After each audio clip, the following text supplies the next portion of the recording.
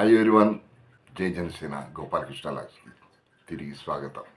పిఠాపురం గత 8 నెలలుగా పిఠాపురం అని చెప్పగానే వినిపించే పేరు పవన్ కళ్యాణ్. ఎందుకంటే మొన్నటి సాధారణ ఎన్నికల్లో 2024 ఎన్నికల్లో పవన్ కళ్యాణ్ గారు ఇక్కడి నుంచే మొదటిసారిగా ఎమ్మెల్యేగా గెలుపొందారు. ఆయన ఇప్పుడు ఆంధ్రప్రదేశ్ రాష్ట్ర ఉప ముఖ్యమంత్రి కూడా.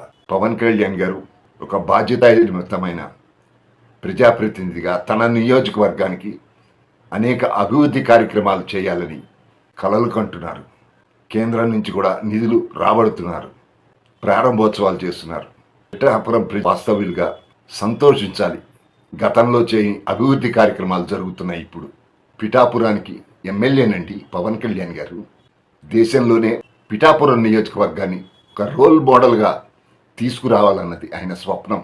ఎప్పుడైతే పవన్ కళ్యాణ్ గారు పిఠాపురం నియోజకవర్గంలో పోటీ చేయాలనుకున్నారో అప్పటి నుంచే రాష్ట్ర వ్యాప్తంగానే కాదు దేశవ్యాప్తంగా పిఠాపురం గురించి చర్చ ప్రారంభమైంది.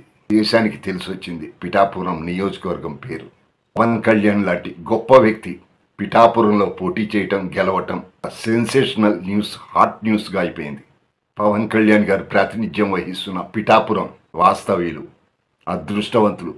ఎందుకంటే ఆయన సామాన్యుల గురించే ఆలోచిస్తారు, వాళ్ళు బాగుండాలని కోరుకుంటారు. మీరే చూస్తారు కదా ఈ 5 సంవత్సరాల్లో ఎన్ని అద్భుతంగా కార్యక్రమాలు చేసి అభివృద్ధి పదంలో నియోజకవర్గాన్ని తీసుకువస్తారు. ఆయన బ్రదర్ నాగబాబు గారు రీసెంట్గా ఎమ్మెల్సీగా ఎన్నికయ్యారు.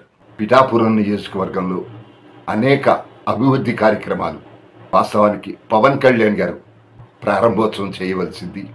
పిఠాపురం ఎమ్మెల్యేగా పవన్ కళ్యాణ్ గారు అయినా కానీ ఆయన దేశ రాష్ట్ర రాజకీయాల్లో బలమైన నాయకుడు కాబట్టి ఆయనకి తీరిక ఉండదు. కాబట్టి నాగబాబు గారికి పిఠాపురం బాధ్యతలు అప్పజెప్పి పవన్ కళ్యాణ్ గారు ఆంధ్రప్రదేశ్ రాష్ట్రానికి ఉప ముఖ్యమంత్రిగా 6 మంత్రిత్వ శాఖలు నిర్వహిస్తూ చాలా బిజీగా ఉంటూ తీరిక లేకుండా ఉన్న సమయంలో మరి తనను గెలిపించిన పిఠాపురం ప్రజలకు అభివృద్ధి ఆగిపోకూడదు అన్న ఉద్దేశంతో తన తమ్ముడు నాగబాబుని ఆ నియోజకవర్గానికి బాధ్యతలు అప్పచెప్పారు. నాగబాబు గారికి కూడా పిఠాపురం మీద పూర్తి అవగాహన ఉంది.